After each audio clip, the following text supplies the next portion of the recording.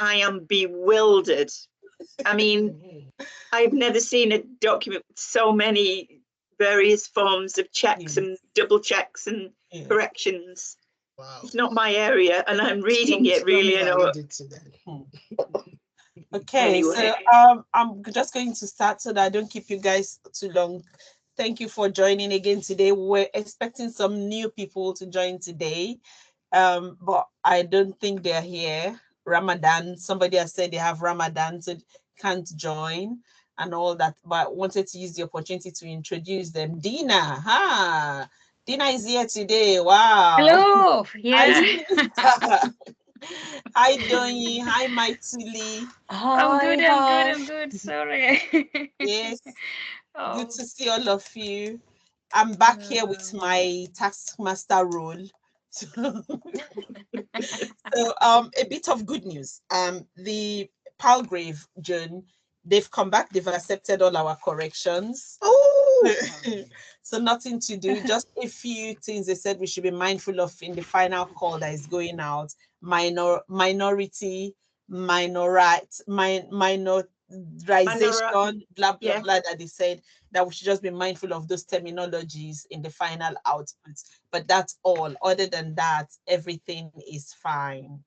Fabulous. Okay, so we have that coming up soon. Elona is here. Elona, thank you for joining us. Elona is one of the speakers for the webinar, and she's here today. So I'm going to start from the top, and then I'll give everybody opportunity to talk. Today, I wanted to introduce the new people. Elona is doing her PhD in South Africa, and she's also an entrepreneur and a coach. Okay, so we're happy to have her on board. And Elona, this is just part of the group. A lot of people are not here today. So our purpose is just really to collaborate with each other, help each other, support each other, hold our hands together as we do this academia journey and see that we achieve our purpose and accomplish in our different fields. Okay, so it's a lot of women, but we do have some men who also research women. And I've seen the registrations for this webinar coming. I've seen quite a number of men registered to join the webinar. So which is great. So we're happy to have you in our midst, Elena. And I will share with you the project tracker after this meeting so you can see the things that we're working on and see which area you think you can collaborate on. And I'll show you also how to contact the lead in each of those projects to see which one that you want to join in. Is that okay? Thank you so much, and thank you for welcoming me. Okay, now moving on. ISBE is out. Yes. Deadline for submitting abstract is 17th of May. Extended abstract 750 words for submission in ISBE. I've looked at all the tracks. I'm going to put that also in the charts so that you can see. I don't know if there are any ongoing projects that we want to send to ISBE. We did say the religious entrepreneurship one that we're working on, we did say that we will send it to ISBE, the full paper, we'll send that to ISBE. Okay, so we have to start again collecting the data. We stopped because Hure was saying she wanted to add some questions for the gender elements, and I didn't get that. So if I think waiting, and that's set me back by 1 month. I think waiting for that question is going to take too much time. So I'm just going to suggest that we look at the questions again and just start collecting the data because we really don't have time. Full paper for ISBE will be due in August. Which of the papers are you talking about? The heterodoxy or the wicked problems one? Both of them. What we did with BAM is that we only sent development paper to BAM. So I think we should send the full paper to ISBE so that we can get the feedback before we submit to the journal, to ERD. So ERD submission is in November. Yeah. Okay, so I did put some names in those papers, but those can change depending on the people who finally contribute. So the way when it went to ERD, Regina, you hadn't joined us then in the contribution. So it went without you. But when you went to BAM, you were included in the BAM submission. But even all of that is temporal. It's now the people who will contribute to the final paper. That's what we need to look at. So just that I get the timeline. When was the ERD submission deadline? January. Oh, January. And since then, you know, like, gosh, the BAM submission deadline was on my birthday. So I worked on one before I went out, still at the offer. Yeah, and the before I went out of the office, and the other I worked on it after I came home. So sent you the comments super late. The wicked problem one. I submitted before your comments. I totally understand that now. It might be worthwhile circulating them in due course. It's on our page, Regina. It's on the Google Drive. It's on the Google Drive. Okay, because I've lost a little bit track whether it's Google Drive or whether it's on the what is the other called, the Slack channel and this and that, and like Slack. I'm sorry. I'm supposed to be able to attach documents on Slack. I still don't know how.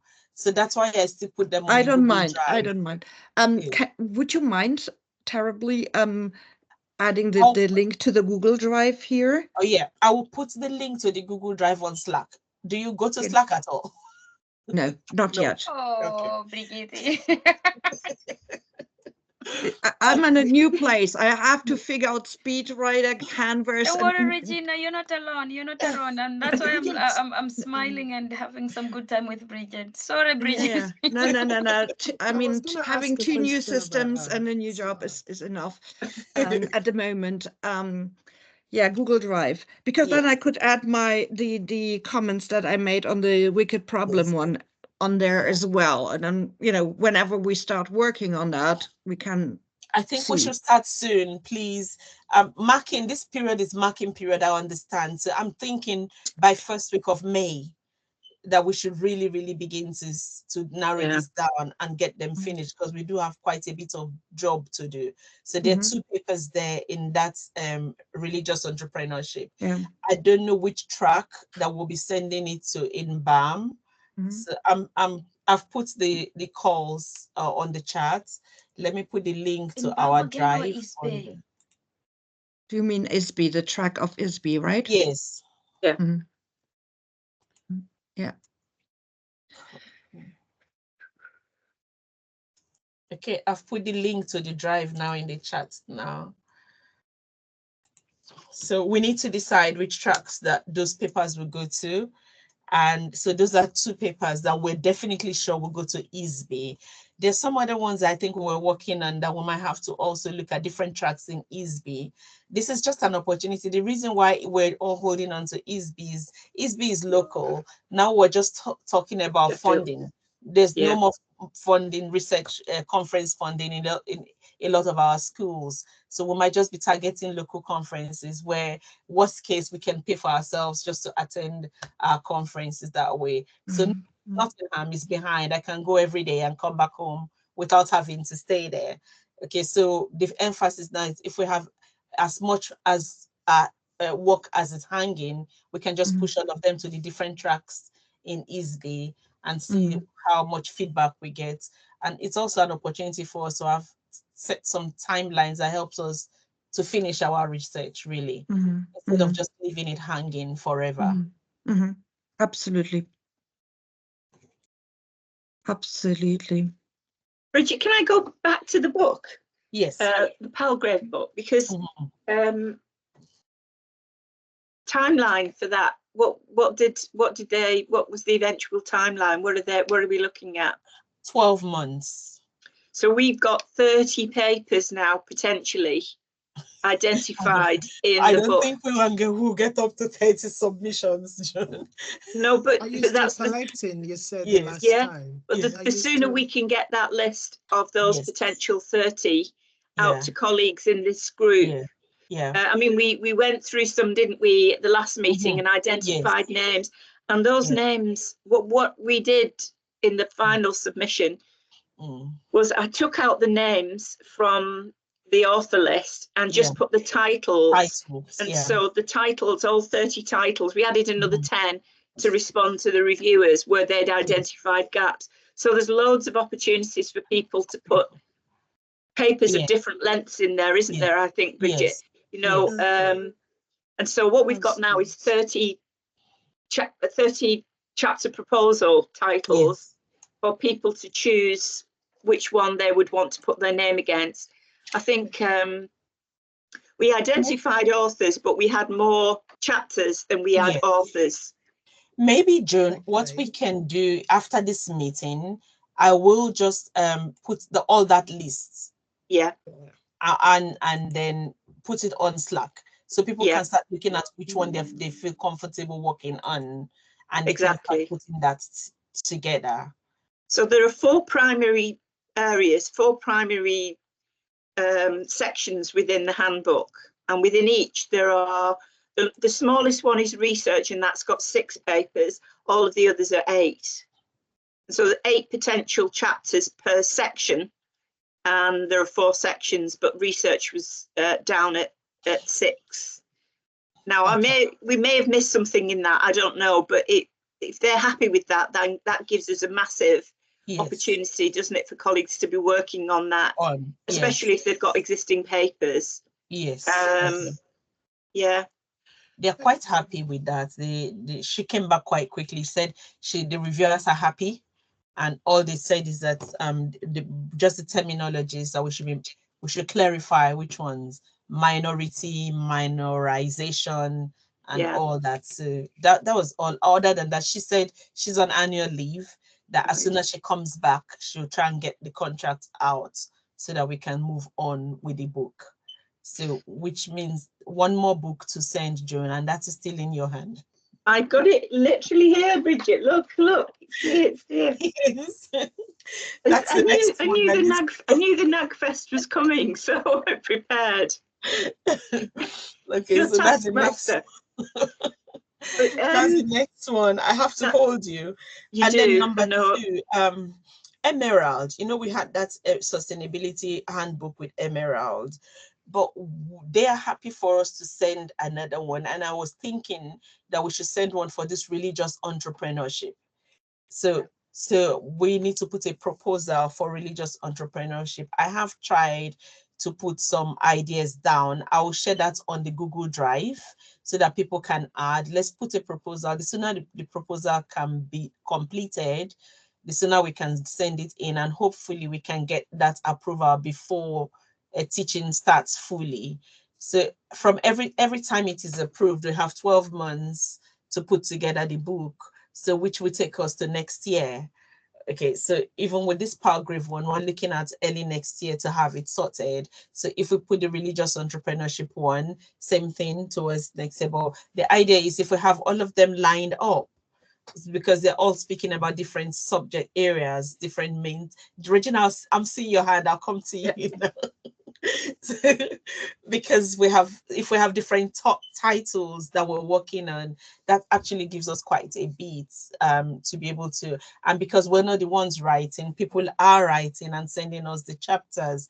For the sustainability one, we wanted 20 chapters. You'll be surprised to know that as of today, I have 25 abstracts received. There's still some people who, as of today, were still calling to say, is there still space for me to send? So it's amazing how many people have research they've worked on and they're looking for a home for their research.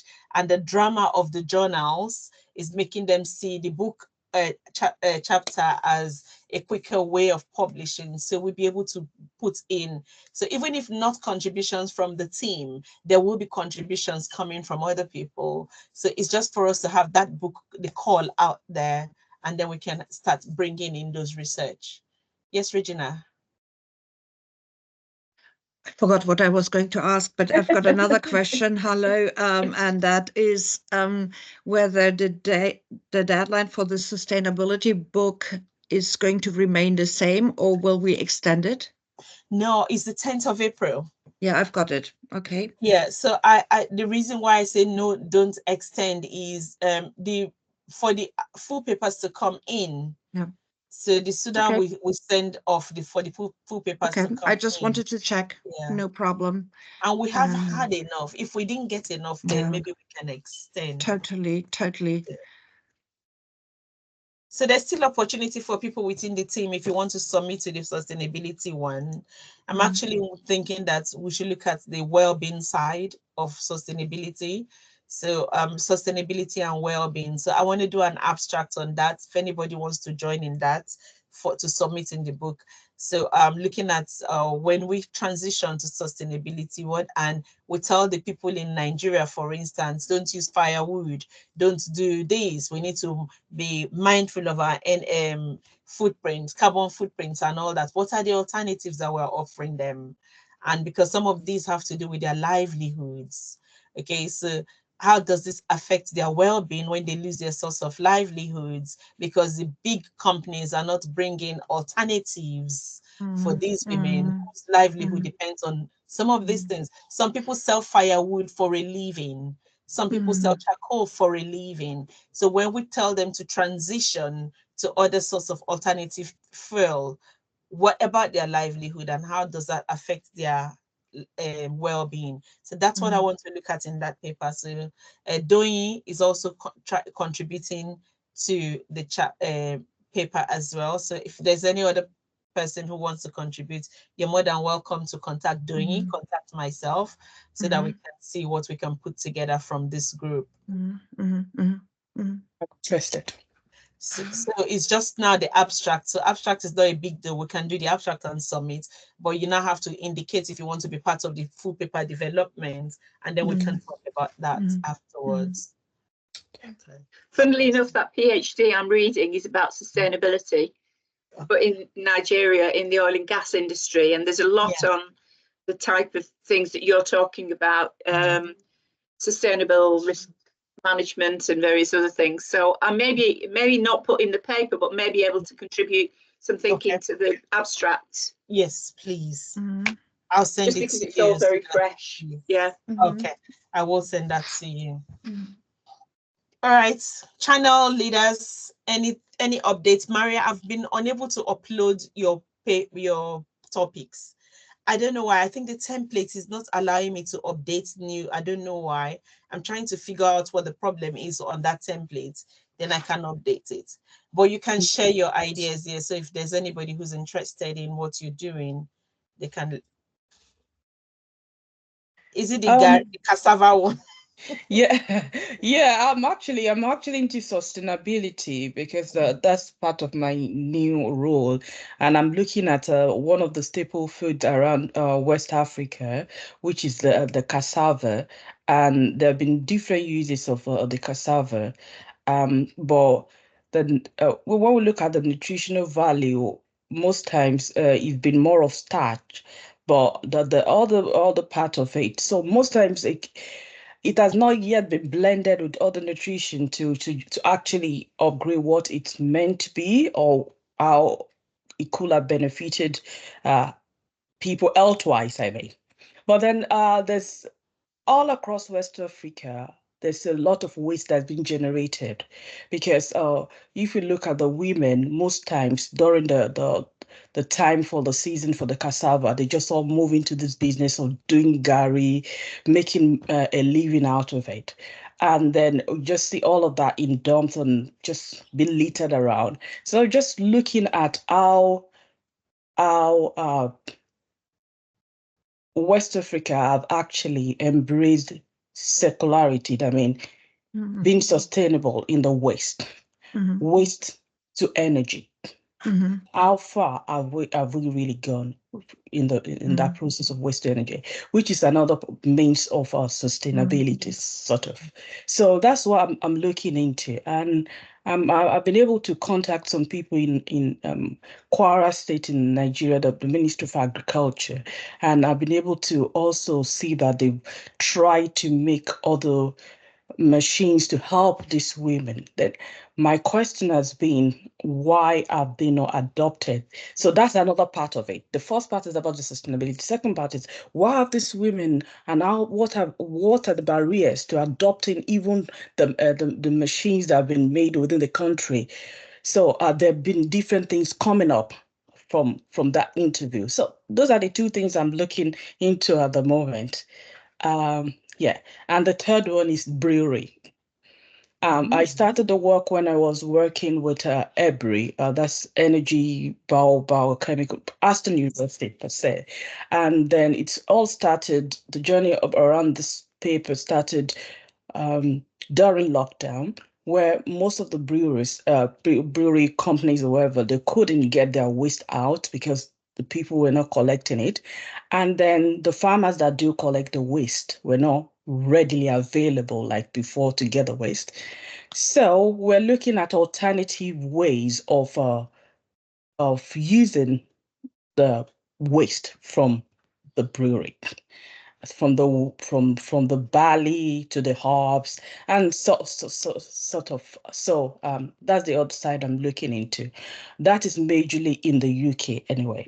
The first one, African, sub-Saharan Africa, and this other one is about the UK. Okay. Yes. Yeah. That's more about it. Because apparently most of the SMEs in the UK are facing the challenge of collaborating with bigger companies, which at the moment the bigger companies are meant to present their carbon emission.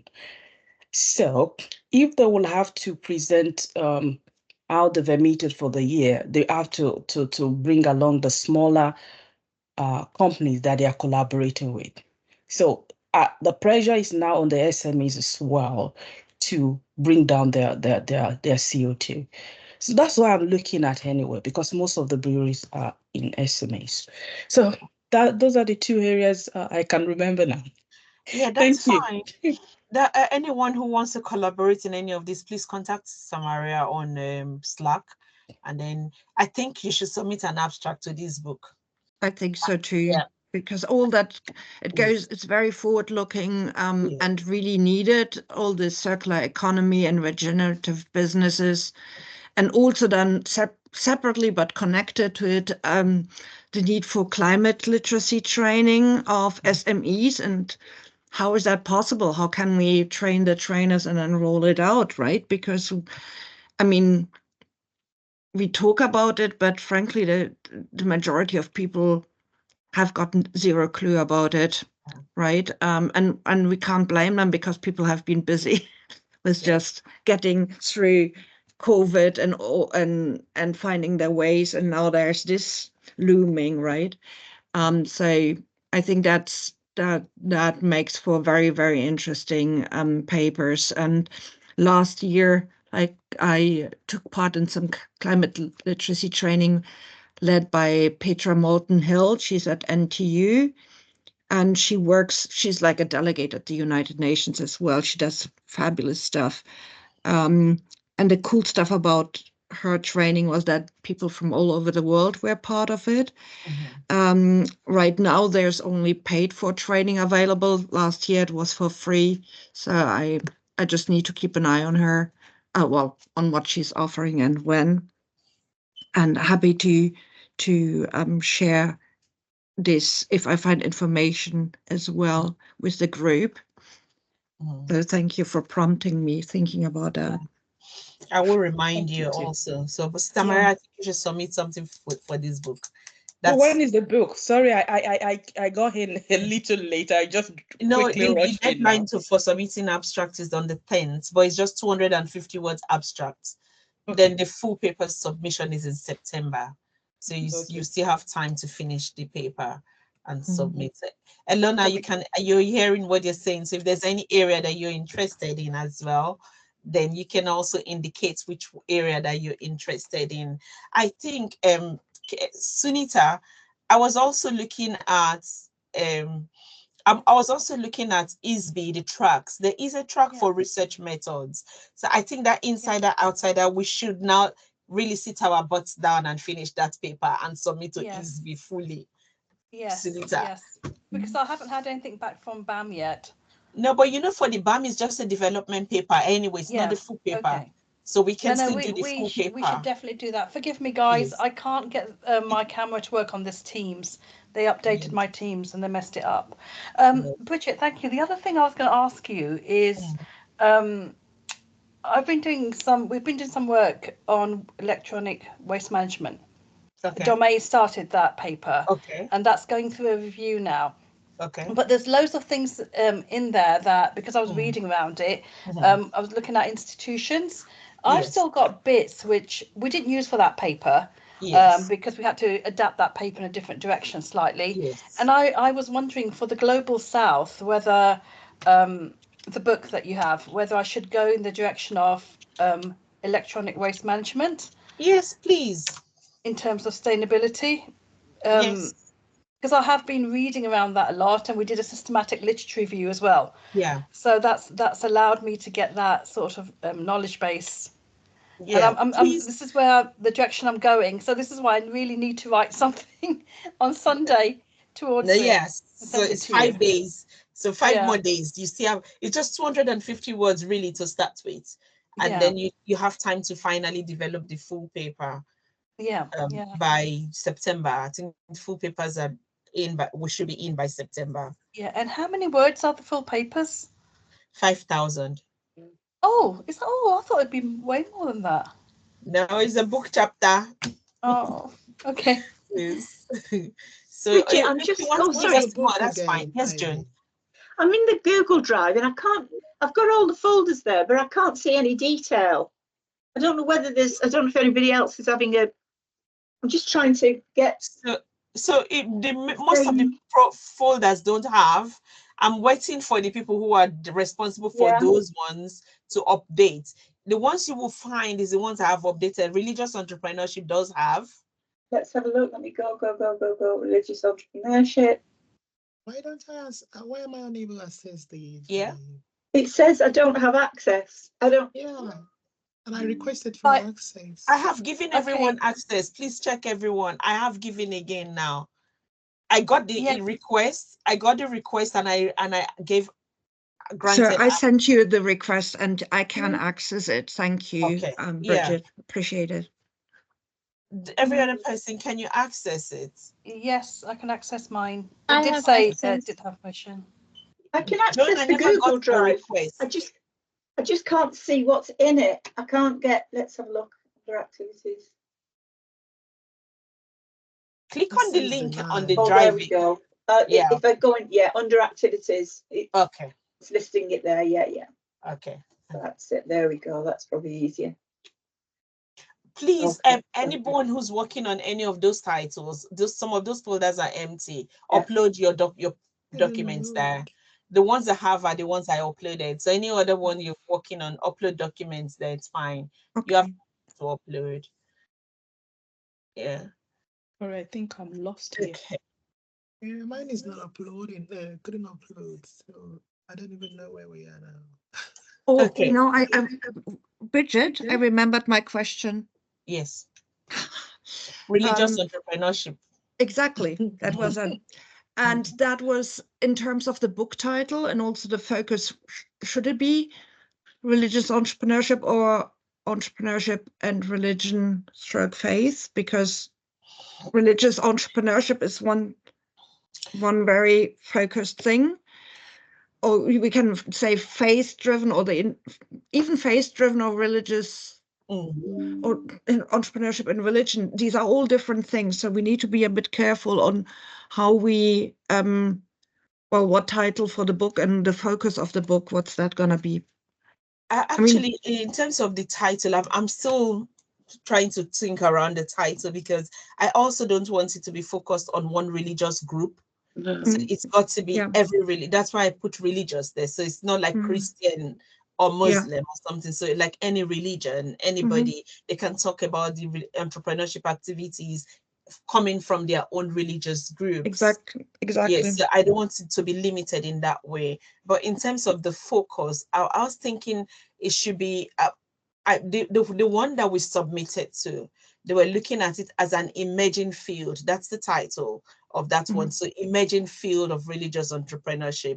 So I don't think I want to go only in the research side. I want to focus it more on actually the entrepreneurial activities and the impact as well. So I don't know. Sure. I just wanted to put it out here that this is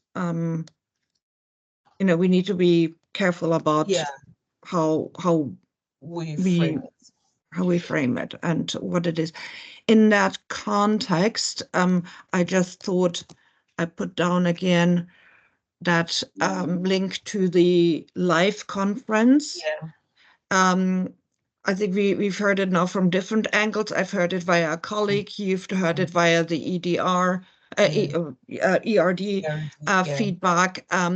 It's definitely something that we should, whoever is working in that area should, if possible at all, consider attending, because there will be a lot of people who are getting into the area. Some are mainstream, some are not mainstream in that area. But what I've seen with some of the former speakers, whether it's Ted Baker or Ute Stephan, they are entrepreneurship scholars. They are not religion scholars, and they are not religious themselves.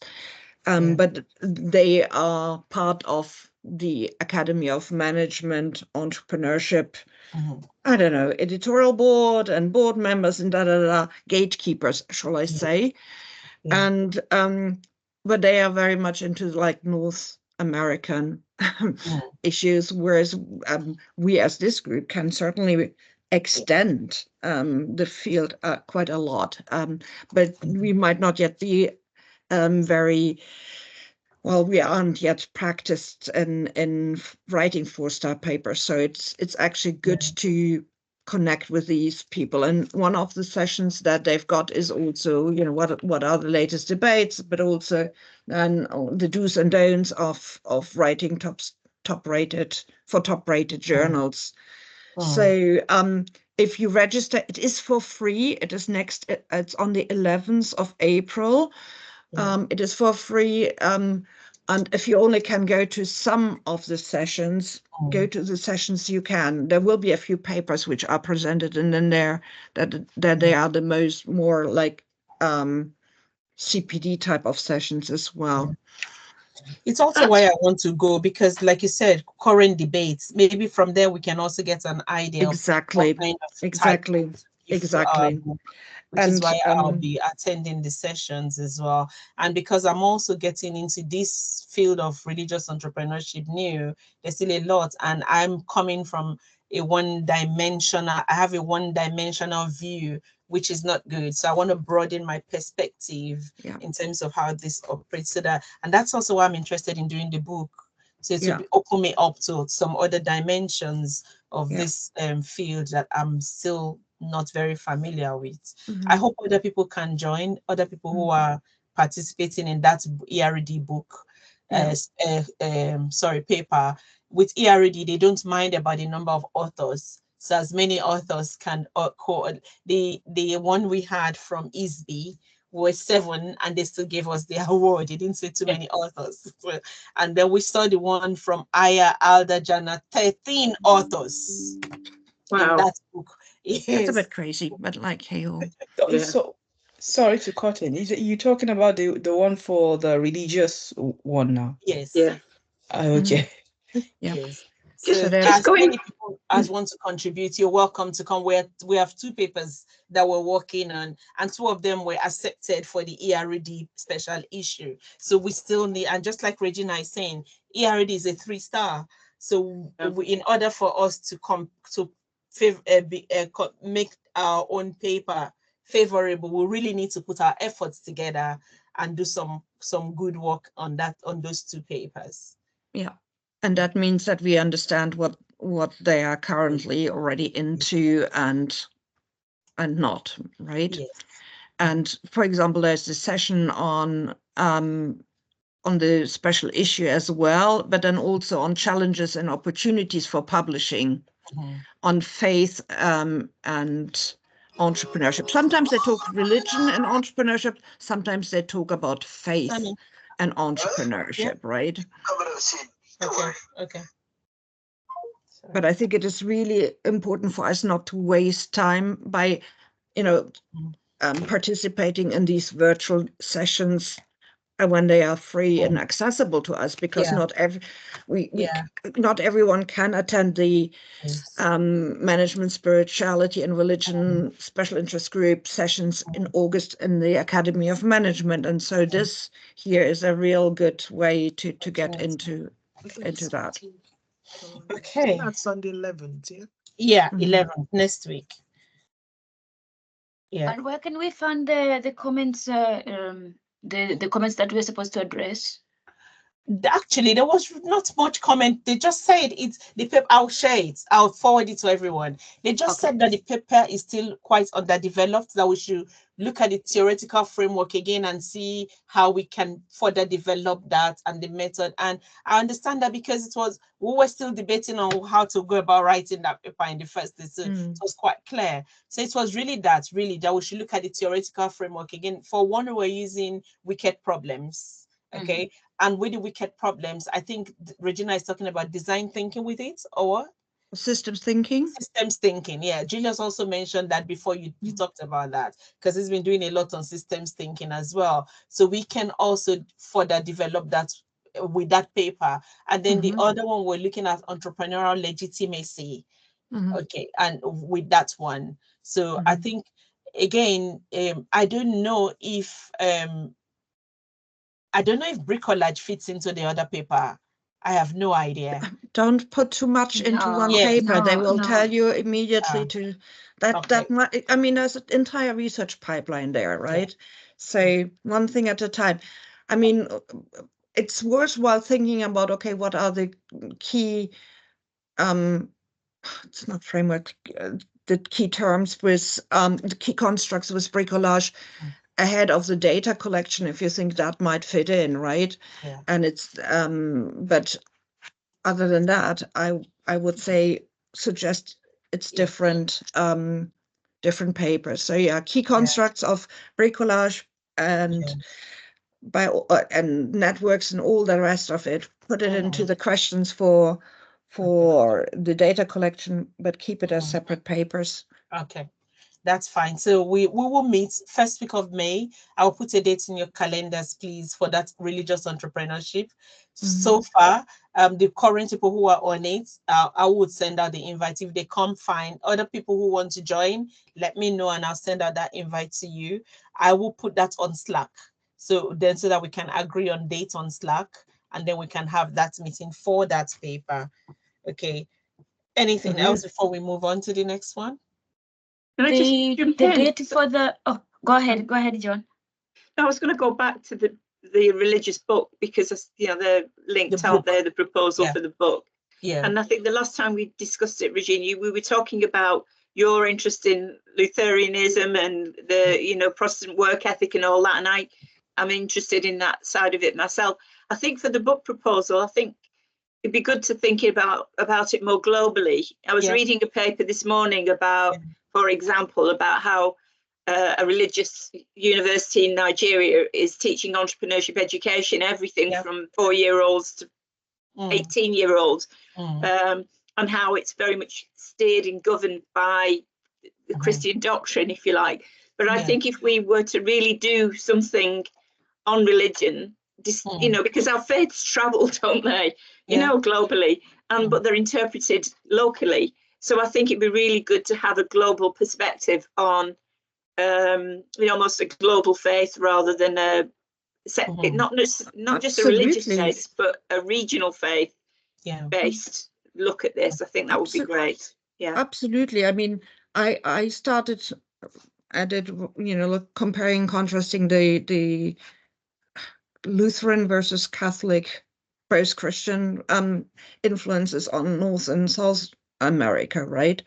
But if you look at Leopold Dana's book on religion and entrepreneurship, he also looked at I don't know, Hinduism and other faiths, Buddhism and entrepreneurship. So I think we can be fairly broad if you want to be, and it's really beautifully building on on this value or mission-driven entrepreneurship, right? So we can say that's an extension, but also a deepening of a certain area of value-driven or mission-driven entrepreneurship. And in this case, it will be faith-based values or religious values, which will be at the intersection with entrepreneurship, and at the intersection and in collision and all the rest of it, right? So I find it super exciting, and I'm glad that, you know, I've got the space with us, with you, to warm it up again. Okay, so thank you guys. Dina, you've worked with Paul Dana. Yeah. So that's the Regina met him, and he was also interested in if we could join him on this religious entrepreneurship book. Yeah, he's a religious guy. He's a religious guy. I don't know him. Well, yeah, he has done some publications. I actually think among of the early publications on religious entrepreneurship. Okay. So, I mean, he's super well published. If anything, he will keep us like on help us with the process and with the quality of the book, I think. And his name will also pull more readers. I think it's just more sellable then, right? We might check out what where we publish as well. You know, do we always want to go with Palgrave and Sage, or do we want to see an open access? That would be nice, And if so, I mean, even open access costs money, but I've just been I've just co-edited a book on entrepreneurship education, which was then edited, which is being published open access by one of the top Spanish editors. And they have been super helpful. And of course, what is interesting about that is, if we think about a Spanish editor, they will do loads of marketing in South America, which is like an entire, Central and South America. So we need to think about as well, where do we want our books to be marketed, right? It doesn't have to be now the religion and entrepreneurship book. It might be another book where we think like, actually, we want to go global with our ambitions on how it is going to be marketed, right? And then it's up to us to see whether, as part of a funding application, we want to say, okay, those 2 to 4 grants, which is the cost of a publication, we will put in as a part of a funding application, right? I need to. I have no experience in that. The only names I know: Palgrave, Emerald, Sage. I have no experience. I need to come sit with you so that we can look at. Brigitte, you said that you will be sharing the comments from the ERD. Yes. And because I remember there was something like a mandatory workshop. No, so we didn't go. They didn't pick us for the workshop. That's the problem. They didn't pick us for the workshop. They said they had stronger papers, and so we need to strengthen our paper, the theory, and that, but that we should submit the paper in November. Oh, so what will they do with those stronger, and what will they do with our papers? Those ones are going for the workshop. That's what I'm saying. So we need to now make sure that we strengthen our paper very well. And that's why all hands on deck. So it's not just one person or 2 people, but all hands on deck to get us to that level that it competes favorably with those stronger papers. I've seen also they have another kind of like, is it a conference or something like that? They've been invited. They are the ones who also invited us for the conference, even though they didn't accept us for the PDW workshop, but they still invited us to come to the conference, and they wanted us to submit 2 pages so that we can get feedback. But I didn't have the time to trim down. What we submitted originally was about 5 pages. So to now trim it down to 2 pages last night was just too much work for me. So I will just still attend the conference anyway and get the feedback if there is any feedback from them. Will they give the feedback without submitting those 2 pages? It's possible that when they see that you have attended the conference, they might still give you feedback. When is the conference date? No, 11th. That's the 11th of 11th. Virtual. Oh, 11th of April. That's Yes, the next- conference I linked. I sent a link into the chat. Super. Yeah. Thank you. Just registering now. Yes. Yeah. Just take a minute to register. The email they sent to me did not even ask for us to submit anything. It's Hooray that said they said about the 2-page submission.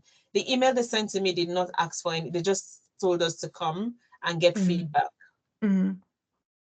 Yeah, Hooray actually read my email, my dear. Oh, okay. Okay. Because in that email, the and one then through that the was link, sent to me did not ask for submission, just Yeah, said don't because we worry. already submitted to the special issue.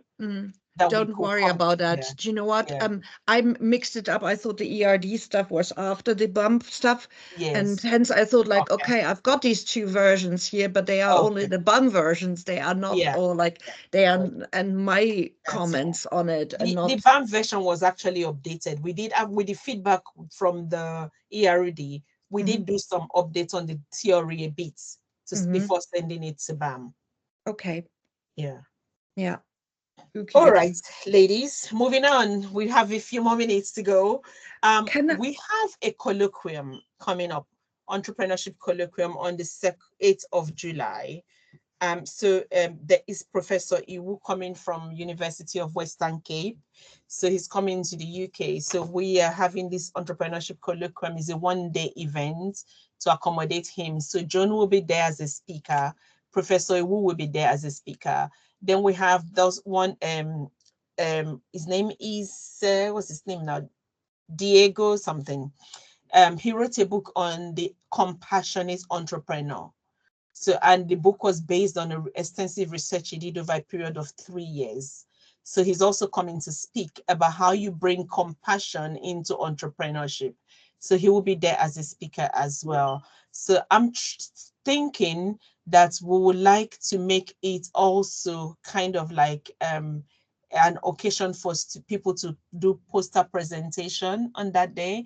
It's almost a full day event. DMU kindly gave me funding for the event. So we want to ask for poster presentations. It can be virtual, it can be on campus as well. So you can either choose to attend in person or virtually. If you come in person, there'll be free food. So come to the campus, that'll be great. So I don't know if you have ideas for the events. I'm putting together the program. I'm meeting with the marketing media people on Monday so that we can start putting out feeders or fillers, what do you call it, for this event. So so that we can start advertising it. So if you have any ideas, it's supposed to be, as with every colloquium, you have opportunity for small group chats, small group discussions. So I was thinking that each of these main speakers, which is Joan, Professor Iwu, the compassionate entrepreneurship guy, and David, so they will be the what do you call them? Is it hosts? No, keynotes or whatever. Okay, so they moderate the sessions, the small group sessions.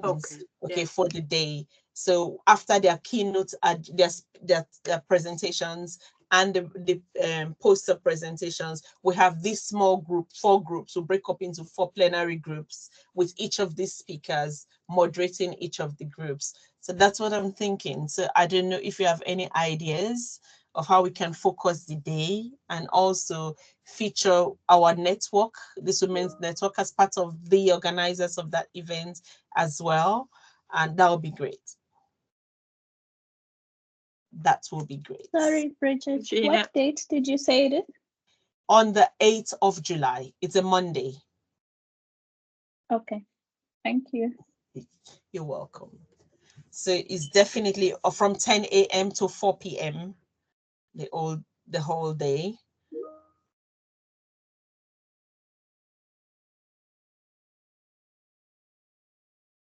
Yeah. Regina's got her hand up, Bridget. Regina, is that a legacy hand? Nope. I just thought, like, before I forget, I've got this, I was at a BAM webinar, not webinar, seminar, workshop where a Greek colleague who's based in Scotland somewhere shared his call for book chapters on entrepreneurship education in and for emerging markets. So he really wants to hear about how entrepreneurship education is done in emerging markets rather than just in classrooms here. He has already covered quite a number of countries, but is still open to more countries. So, and you can of course cooperate with colleagues from wherever you are, have connections with. At the moment, he's received proposals about Indonesia, Mauritius, Nigeria, Panama, Vietnam, Bahamas, Saudi and UAE, Oman, Brazil, Pakistan. But particularly, I'm not saying like you shouldn't submit a proposal if you are one of the countries that I mentioned, but particularly if you are thinking you could write something in relation to emerging markets, and that is held very widely, as you've heard from the list of countries I mentioned, then and he's pretty keen to hear from you, then I'm happy to make that connection and pass it on. But right now I have got it per email. So I'm just going to put my email address here in the chat and drop me an email and I can forward it. I don't want to be the gatekeeper at all. I'm just happy to make the connections. Okay. But I've got a PhD student who's vivering next week, and he's written about the Congo, the Democratic Republic of Congo. Super. So Absolutely. That's been very challenging, but that could be quickly turned around, I think, into something. And that's so beneficial for your PhD students just to have one publication out the same year, right? Is he not the guy in DMU? The guy is not at DMU. Yes, no, the Jones student is at DMU. Yeah, okay. Yes. Okay, so his Viva is coming up now. Next week, Bridget. Oh, whoa. Wow. I'm doing a lot of fast pedaling on that one, but we'll see. But no, but the thing is, it is really interesting, and I think it would be a real good boost for him because it's such a troubled area, and looking at what's going on. There's such a need, but so little activity, but other things going on. So we could have a look at the DRC. Yeah. And also, we've got when I was at DMU, we had this new colleague who's also from the DRC, right? Samuel. Yeah. Yes. I should send it to him as well, maybe, right? And even if it's a collaboration, why not? Then at least your PhD student. They both know each other. These two people, they know each other. Super. Yeah, just drop me your email. I'm happy to forward it. I've shared it already with Bridget and Huria and some of my former colleagues of DMU who just from the top of my mind because I wanted to share it, otherwise it's not going to happen. And he was quite keen to hear from the network that we've got, so very happy to share that. Just drop me an email, and just even if it's only in the subject line, please share call for book on EndEd in emerging markets, then I know what it is and I can send it to you later today. Brilliant. I'm so glad to hear that. Yes, I think it's super for anybody who's doing EndEd as a PhD student or even who've worked in EndEd before, right? And now does a PhD somewhere else, because that helps him, building his profile. Okay. That would be great. That would be really good. Thank you, Joan. Okay, anything else, guys? So so far for this year, we've got papers sent to BAM, we've got papers sent to Diana, we've got papers sent to Rent. Now ISB is coming up, so that gives us our regular 4, and then there's GWO as well, so that gives us our regular 5. Yay, mission accomplished. Yeah. We've got some in, haven't we? We haven't heard anything about Are there some in review some papers in review that haven't come back to us? Yeah. Thank you for reminding me. I need to talk to you guys. The ISB paper, we need to sit down and send that back. The ERD paper, the one that won the award, they've come back with a long list of things that we need to do. And just like Regina was talking about now when she said too many theories, that's one of the things that the editor said. He said, because we used 3 theories in that paper, he did say that he thinks that just using the family trust theory alone, that there's elements of responsibility within that theory as well. And so he was just like, so I think we need, we've spent 3 months now, we haven't done that. We need to send that back. IRE, Kemi has done some responding to that, but we really need to look at it together and really send that back. That one was due to go back in January. We are already late. So we need to meet and send that back as well. So those are the 2. I'm thinking that the other one, now you see them, now you don't.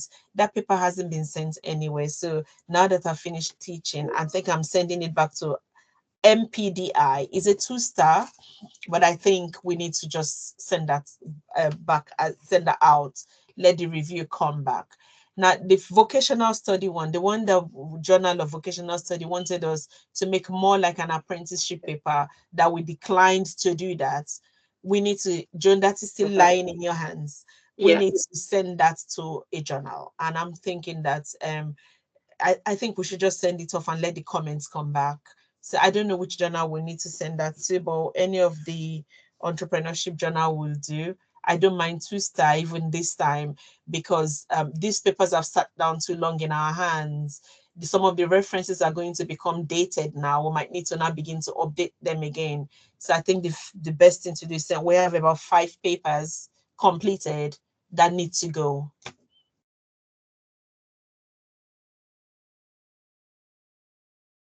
So I hope you guys can, I don't want to push, but we need to start meeting to discuss this, and we need to start distributing, particularly the ISB one. That one is one that won an award. We don't want to send it anywhere else. No. And the editor said, if you don't want to bring it back to us, I understand. But I don't want you to go through review, go and do this, go and do that. So I'm telling you up front, these are the things I think you should do before you submit it back to us. So, and it was quite a lengthy email. So I think we should meet to discuss them. Have you sent that one? Have you forwarded that to us? Have we seen that one? I think so, but I can forward it again. Please, get it to the top of the list. Yeah. So I think so. What was I going to say about that paper? Some of the things he said, I agree, because remember it was a rushed. We even had to ask for an extension, and we also that night we just like, this just needs to go. So some of the things here he said, I do agree. He said some of the quotes are very good, but that they are misplaced. That he feels some of them should come up on some of the sections and they're appearing on some of the sections. So some of the things he said are things that we can easily address. But now that teaching has ended for me, May, I think I'm dedicating May to all of this. So if you guys let me know your availability for this, 2 major things. The people in the ISB paper are almost the same people in the IRE paper. So we need to decide on and also the same people in the MPD, the now you see them, now you don't paper. So we need to just take one day, meet and just trash all of these things. So if you let me know availability first week of May, that'll be good. I'll also put availability for the religious entrepreneurship paper. I'll send out invites for that one as well, first week of May. And then we need to decide if there's anything else we want to send to ISB. So look at all the tracks. We do have some papers that haven't gone anywhere. So we look at the project tracker, for instance, and see if there's anything there that we can also send to ISB, because that'll be the last conference for us for this year. So we can push off as much as we can and then get the feedback, and then next year look to send them off for publication.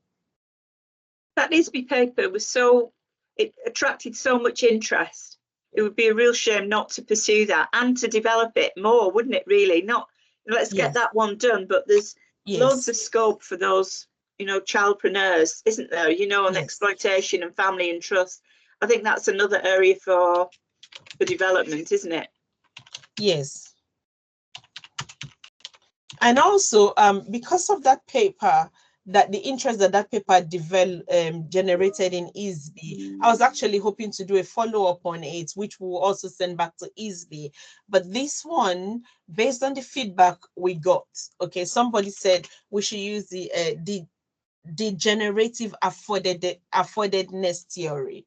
And I've been looking at it, and I'm actually interested in doing that paper. So it's more now, instead of looking at the children, this paper will focus on adults, parents, and their social media engagements. And we did talk about some of this in that last webinar.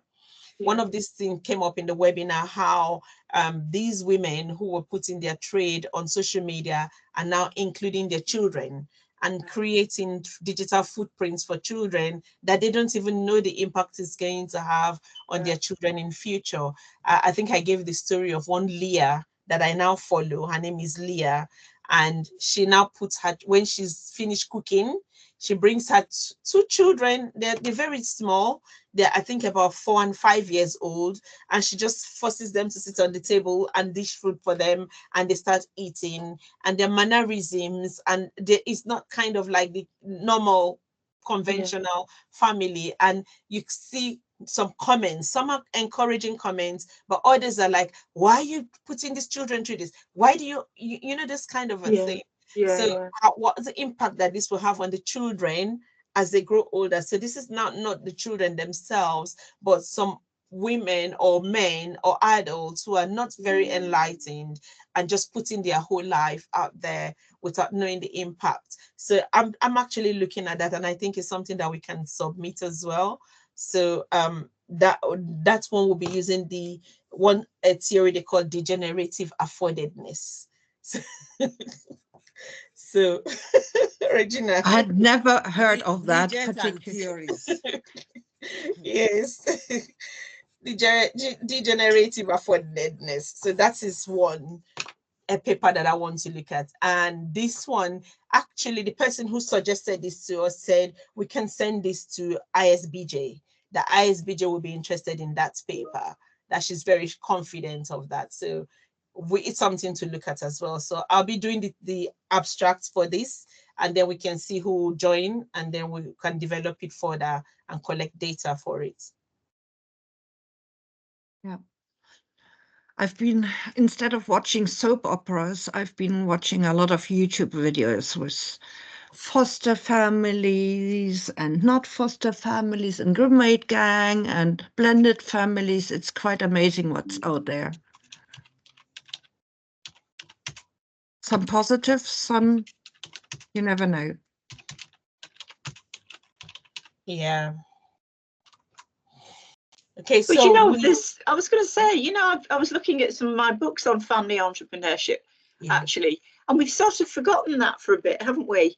Yeah. Whether we need to reignite that little flame. I know we've got plenty going on, but we shouldn't forget that there's quite a lot of, you know, of work already done on family entrepreneurship, and whether there's a new book on family entrepreneurship. You know, looking we put at a proposal to family business. Remember last year we put a proposal for a special issue to Family Business Journal, and they came back and said that they received a lot of special issue proposals, and they will rather put our own this year. So maybe we should circulate that again and maybe send that out as a book proposal instead. Yeah. Actually, I think the topic you just mentioned, Bridget, the social media focused topic is a nice, you can sell it both as social media as well as a different type of family business, right? And that's a nice little intersection in family business. Has been going on and on and on, always about the same stuff. I mean, like, okay, generation and blah, blah, blah, and decision making. It's like, gosh, whereas I think the social media angle with the kids now part of it give also a really good new angle. I mean, I've got no idea about, well, I know of family businesses in practice, having grown up in one, but like I don't have any idea about the theoretical framework, so I leave that up to you. Yeah. Actually, this one I plan to actually send it back to the family business track again, where we sent the other one the last time, because it falls under that. It actually falls under that umbrella. And I'm beginning to wonder, just the same with Kemi's research, when you saw the entrepreneurial intention of the students dropping drastically after they've gone through some of the entrepreneurship training. I'm actually wondering if the family business practice isn't putting off a lot of our children from entrepreneurship. So some of them may grow up and not want to be entrepreneurs because of the experiences of being in a family business environment. Do you know what? Like the postgrads I've taught here now at Liverpool, they quite a lot of them have got family business, and they're adamant not to go back to their family business, but creating their own. So they're like so many of this new generation, they all want to create their business, like okay, be exclusive seller of the Michael Jordan's books, boots in India and God knows what. So we've got loads of Indian students, and they clearly have got entrepreneurial streaks. And see the market quite clearly, but they don't want to do they don't want to go back to their own. They want there you go, because they see like that's old-fashioned. We want to do something else.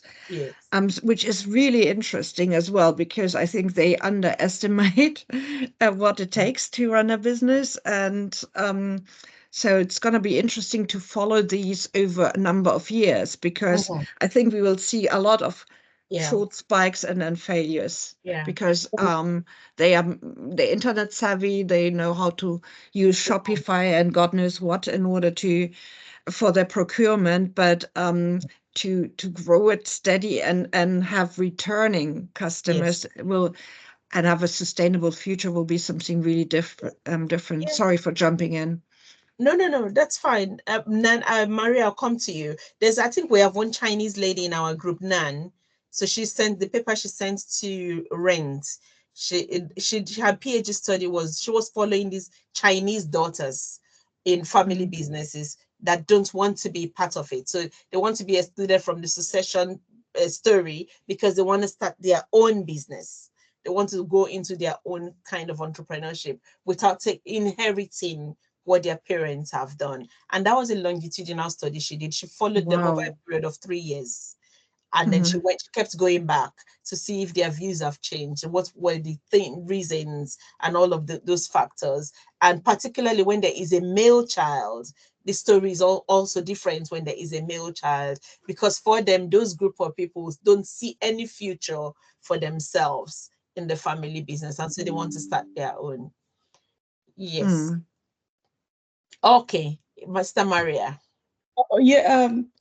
Well, something just dropped on my mind when you were discussing about that, because where I am now is more like an agric university, and the interesting thing is that I've been observing a trend, although I don't know what research should bring into that aspect, and it's been that in that university, when I meet some of the students, it would be like, oh, my grandma was at this university and my great grandma was at this university. And and that's not one, that's not two, there's a lot of them taking over the businesses. And I've been looking at that, and finding interesting, because most of the students can really go back to 3 to 4 generations of their whatever that have been through that same university. And then very interesting, interesting. And then we've got some of the people that have been there, like someone retired just this week after 64 years of being at that same university. So some people at the university can even tell of their parents, their grandparents. So it's been so interesting at that university, and I've met more of them like that. I've been looking at what sort of research could come into that, because I've been finding that trend very interesting. In the US, you hear that as well, right? I think in the US you can hear that the parents influenced which colleges and universities the kids should apply to. Yes. Mm-hmm. Based on their own experience and being part of that, I don't know, Alpha, Phi, B, whatever, alumni, student society. Yeah. Okay. Not my case. And Bisola, you weren't here when I was introducing everybody. Bisola, can you hear me? Oh yeah, I can. Hello everyone. Yes. Okay. Hello. Bisola is also in DMU. Regina, you know Bisola? Yeah. Of course. Yes, I know Regina. Okay, hi everyone. Yeah, Hello. my name is Bisola Rio, and I've been listening.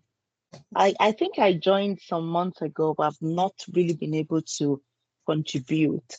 But let's see. I can come in, see what in any capacity I can come in. So I'm looking up towards that to see what I can do. Okay, thank you. Yeah, we're happy to have you on You're board. welcome. Oh, thank you. Thanks a lot. Sister Maria, is this a legacy hand? No, I don't know if I mentioned. I really wanted to conclude what I started. Is that they've been taking over the family business actually because it's a farm, and those that have been in the milk production have been just going from milk to milk, and some of them expanding a little, and some just adding a little more. But mostly they've been in that business. But each generation differentiating or adding a little more. That's just what I want to say.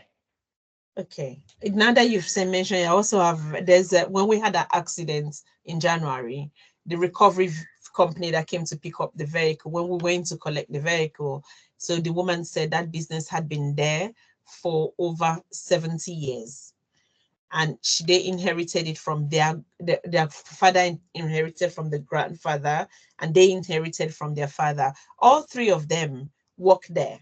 But all three of them, their children don't want to be part of it. So they were worried about what was going to be the future of the business. And she was very happy for us to come and interview her if we want to do any research around that. So if you think of anything around that, maybe we can use it as a case study, and then we can use that organization. So if anybody has any idea, we can do a paper on that. The woman is very happy to be part of it, to sit with us and share the experience, why they were so eager to be part of it, and yet their own children want nothing to do with it. And so they're all very concerned that now what their fathers handed, the father just died last year.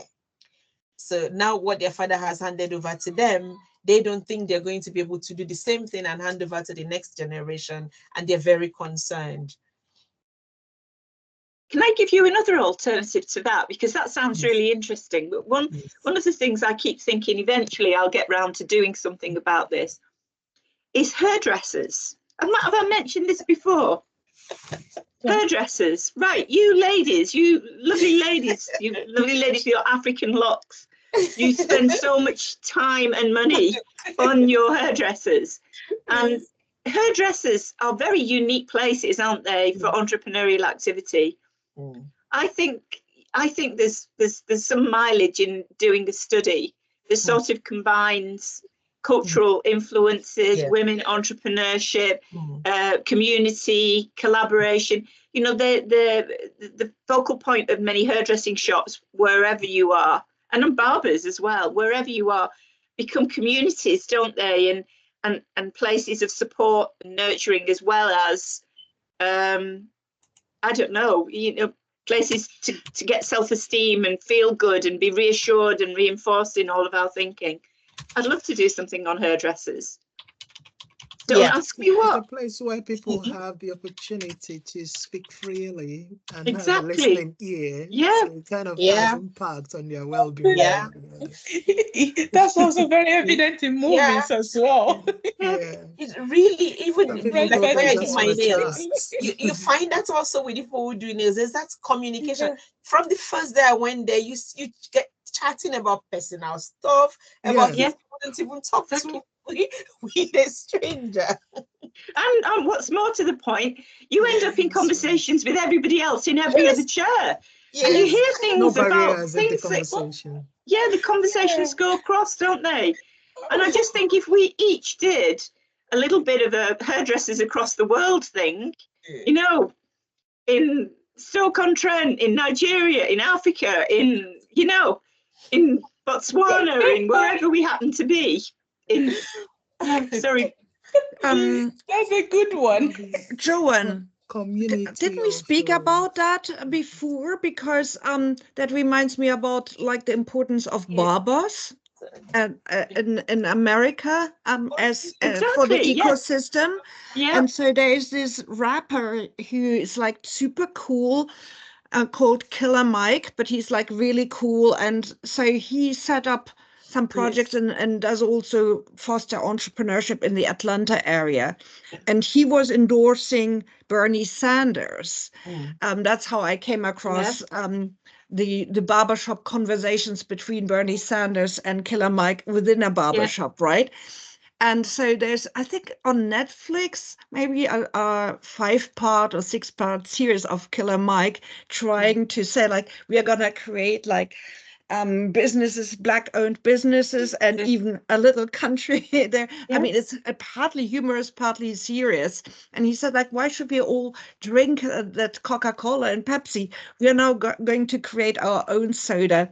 And he then works together with 2 different gangs, which normally fight each other.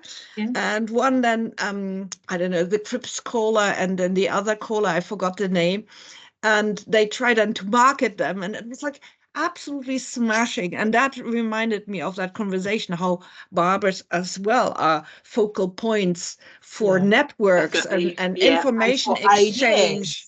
And for ideas as well. And yes, for information exchange, ideas, support, networks, and then of course extending that to entrepreneurs. And of course, I haven't been to the to a barber, and my hairdresser appointment is extremely overdue. I'm totally embarrassed to say. I mean, this must go off, you know. It's like, but each time I look on it, it's like, oh, in 10 days time is the first appointment, and I'm like, by then I'm dead. I just have to walk in somewhere and just get it chopped. But I think that they're so important to all of us for all sorts of different reasons, aren't they? And we neglect those types. I think we tend to neglect those types of business. Every time I go into my hairdressers, and I've been going into the same one for years, they've only now just got me. Do you know what I mean?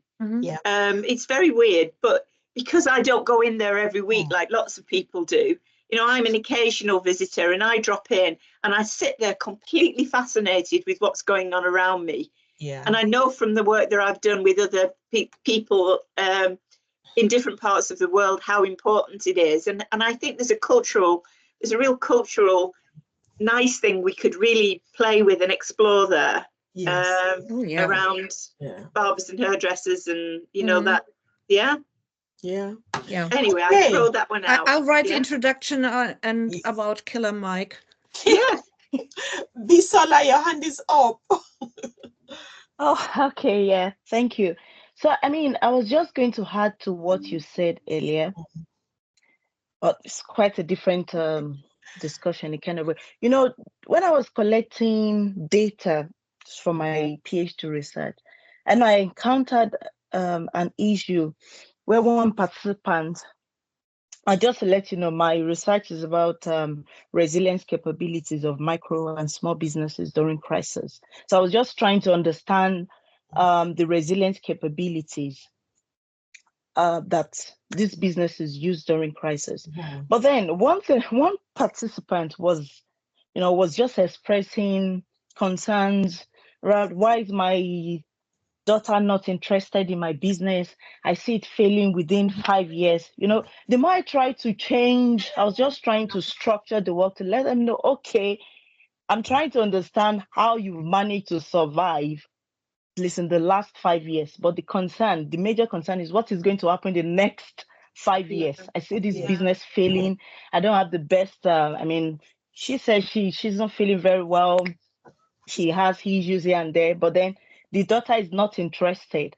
And you know what the daughter did was to she established her own business just very close to that of her mother's, and that really bothered her.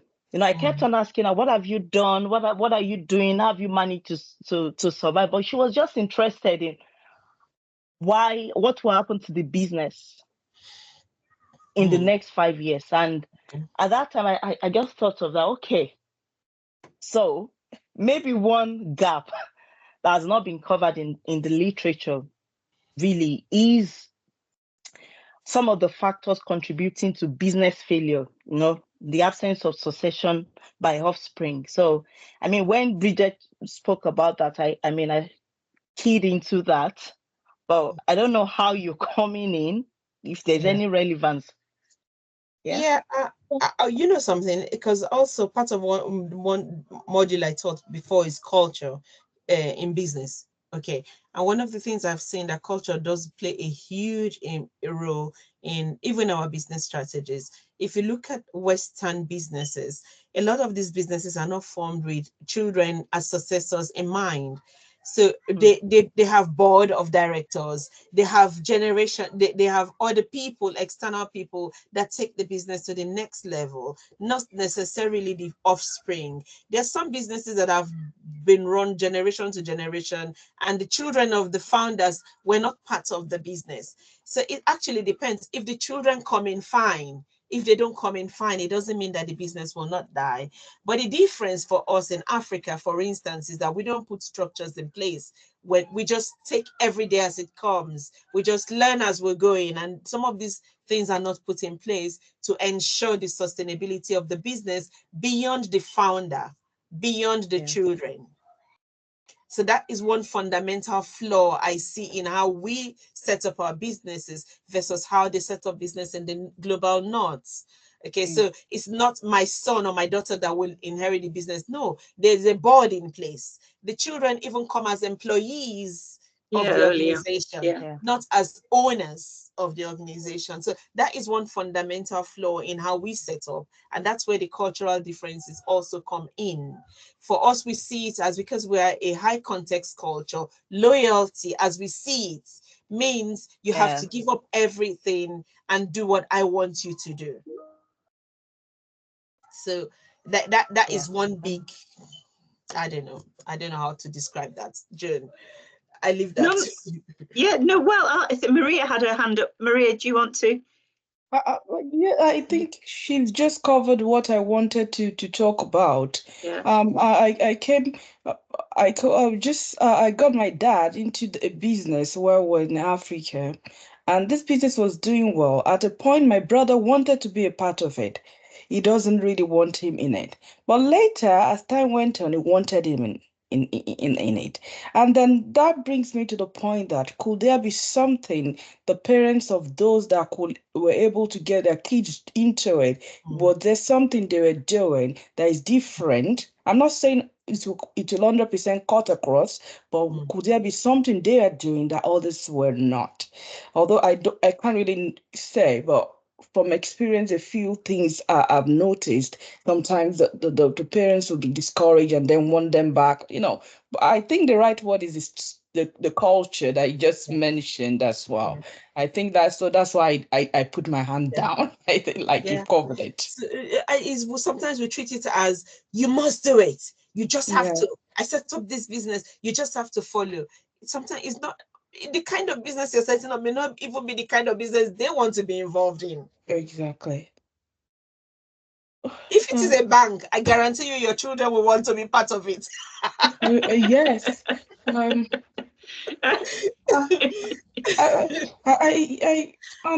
just wondering if that links to the way they were taught as well, because the teaching, the education is also different. No, but let's take the Igbo people, for instance. Even as entrepreneurial as they are with their apprentices and everything, their children don't take over their parents' business. Most times they start their own. Yes, there's a structure. There is, So it's about the intention. That's true. That's true. Well, but the Asian culture, I mean, like the South Korea, whatever. The Indian, they inherit. The Indian, the children, they inherit. Chinese also, the Asian people, just like you mentioned. The children are successors. They come in and they take over. So you see the generational flow in that. But in our own culture, once the founder dies, most likely the business will die. Yes. The underpinning thing there is that entrepreneurial intention. Yeah. Maybe you, as the dad, you have a different purpose for setting up that business, and you've achieved that. Your son, most likely, if he's an Igbo person, will be different. He also wants to stand on his own. He wants to, if it's about creativity, he wants his own niche. You know, he's looking out for that. Well, places like South Korea, even the successor will have known from a very young age, and they will have started calling him that name. That he's the successor. So he's beginning to know who he is from a very young age. He's already getting the name. Remember, you know you're going to run this business. You know this is going to be yours. You know you're going to be taking over. Yes, he knows, and he started the game very early. I think the culture is coming in there. Yeah, you're correct. Okay, ladies, we have flogged this very well. Thank you so much for this today, and I hope you guys will be available for the webinar. Please register. Try and attend. A lot of people did not attend last one. Please attend this one. Okay. Please. Bridget, can I have 5 minutes of your time after the meeting? Sure. And also, please invite people, share the webinar flyer with other people, post it on your own feeder, on your LinkedIn, on your social media pages, please. Let's have as many people as we can attend. I have noticed a trend, and I don't know, Joan and Regina, please don't be offended at what I'm going to say now. I noticed last webinar, the speakers were Black. Okay, so, and only Black people registered to attend. No, do you know, Bridget, I'm sure I registered, but something came up and I couldn't get but there. you're part of these groups. You're part of these groups, so that's different. But this time, I've seen the registrations. It's mostly white people. That's good then. I don't know. I couldn't do the last one. I couldn't do the last one. You know, I was telling Julius yesterday, I said, even my friends that I invited from South Africa that were white didn't attend the last one. This time I did not invite them, but they have registered. Gosh. And what are the speakers all white or all Black or all mixed? 2 white people on the panel. I didn't even notice. I just thought like, okay, the last one, I couldn't make it. This time I can make it because I was teaching always on Fridays as well. I mean, Fridays and Mondays, Tuesdays and Thursdays and Fridays. That lot is now gone. Now it's like half the teaching. So yeah, don't mind me. I was just being silly. No, it's fine. I'm not offended because you know that I tend to come to everything that you, as much as possible that I can come to, right? I'm a stalker. If anything, I'm a white stalker. No. I think I might have. I think it might have been Ofsted. There was something, Bridget. There's something that stopped me. Yeah. I mean that stopped everything in its tracks. Oh my goodness! But I will. I promise you. Yeah, please. And I will let you know as soon as the colloquium flyer is out so that we can that. Please try to attend. If you can come to DMU, please come. Plan for it and just pay and come there, please, for the day. Let's have some fun together. There's no teaching around that period, so you'll be free. I'll be in Scotland. I mean, I start talking now. And Joan, we need to talk and plan around that. We do. Let's get something in. Can we get something in next week? And I can, then I know what I'm working towards. Okay. That would be great. Thank you. Thank you so much. Yeah, have a lovely weekend. So, Joan, I saw your email. I'm about to reply. Anybody else who still wants to contribute to that book, on entrepreneurship education in emerging markets, with emerging markets being really wide. I'll share I'll forward the email which I received with all the details from Vasilios. He's fairly flexible in terms of deadlines. So originally he wanted to see the one pager by end of March, but then he said, like, you know what, if people need until end of April, it's fine for the one pager. And then originally he wanted to have chapters by end of July. And again, I think if you say like, oh, it's going to be end of August, he will be happy. So drop me an email. It's regina.frank, and then I'm happy to share. Brilliant. That's lovely. I'm just doing that right now. So Daisy and Maria and Bisola and Siona and Kemi, just drop me an email if you fancy having a shot there. Okay, it's gonna be an easy publication, honestly. So it's gonna be more. I think it's not okay. It should be a bit research informed in terms of the pedagogy, but it's more about how you contextually adapt entrepreneurship education, and which is like super interesting. And that's why he's not interested in EdTech in Europe, but in emerging markets. Great. That's great. That's perfect. All right. And I've got no stakes in the book. I'm just sharing the love. I'm just sharing the love. Bye-bye. Take care. Bye. Bye. Have a good weekend. Bye. Bye. Have a good weekend. Bye.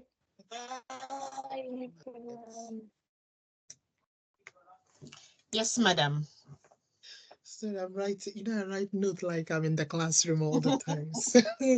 No, so all the time I'm busy.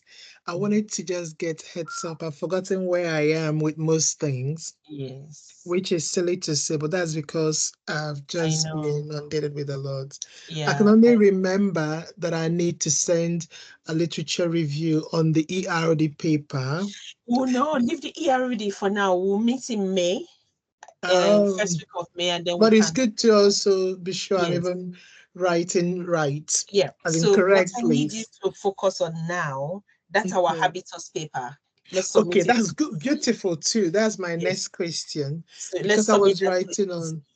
So me and you and Sunita and Joan on that paper. So I'm going to put a meeting on our calendar next week. Let's meet and finish that abstract and send. So first the abstract, then we can, because we haven't decided on the theory yet. That's what is still I thought we did. Intersectionality. Let me send you the one page I've written to see if it's making sense, because I thought. Fine. Yes. Well, let me send it now. Okay, fine. If we're using intersectionality, that's okay. To be sure. Yeah. Making sense. Yeah, we can use intersectionality. It would be good if we use that. Yeah. Okay. So we need to send that to ISB. And that's due when? It's a short one, I think. The abstract is due on the 17th of May. Okay. I'm going to send out an email. I'll put a date on our calendars. Let's just meet and submit this. Okay. I want to also clarify. So there are two books. Okay, the books that you have that you are still accepting chapters, yes, is the same as the one that Joan? No, that's the one that we're accepting chapters now is on sustainability. The one that we're talking with Joan is on women entrepreneurship. Okay. Decolonizing women entrepreneurship and women and minority entrepreneurship. So it's not just women, but minority. So how we classify this group of women? Why do we say some group are minority? And why do we say, so by what metrics are we using to classify? So we want to talk about that. The call will be out soon, but there are so many other streams, so many other themes that we're accepting paper on for that one. But what we did when we were putting the proposal, I came up with some titles, potential titles people write on. Yeah. So I will share that on Slack, so anybody can, if the title looks good to you and you think it's something you can write on, by all means. And because it's a book chapter, it doesn't have to be empirical data, so you can do systematic review and all of that on any of those topics that we're looking at. Okay, so that's understood. So the So one for on for me and sustainability is completed. Habitus is going to ISB. We already have abstracts for the religious entrepreneurship. So the two religious entrepreneurship papers are also going to ISB, but for those two, we already have abstracts. Yeah. Okay, so that is not a problem with that. It's now to develop it fully. That's why we'll meet in May. But I'll be able to get out abstract from what we already have, 750 words to send for ISB. Okay, so for me and you, the one that we need to now focus on is Habitus. Okay, get that abstract out, and the data has been collected, so we'll just really start developing that paper now for the full paper. So you will be on now. There's another one. I think do you want to contribute to this sustainability and well-being that I'm talking about? Yeah, that's the one I sent you. Yeah. What I'm trying to avoid, I'm just trying to be honest here, is where there are fewer persons rather than where there are too many people. Yeah, I also don't want to lose people. Yeah, because and this is a personal thing. I haven't been writing for a long while because of the nature of my role. So if I want to do that, then it makes sense if I'm in a group of 3 or 4 maximum rather than too many, because that wouldn't add value to me at the level where I am just now. So Habitus is me, you, Sunita, and June only. That's okay. Okay. Then this sustainability will be me, you, Doing, and one other person whom I join, but it's not a lot also. So that will be those two that will be focusing on. The religious one has a lot of interest, and I can't even turn them back. So yeah, that's okay. We'll see how it pans out based on contribution, as you said. Yeah. Okay, thank you. I wanted to get that clarification. So I will send the... Yes, please. So I'm putting notes here. Habitus will meet next week for Habitus.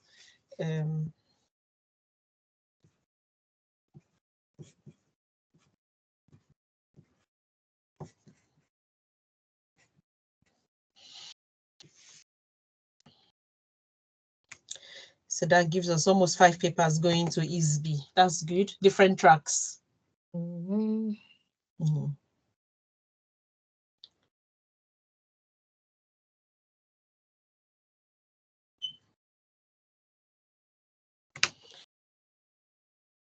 Okay, that's all my question.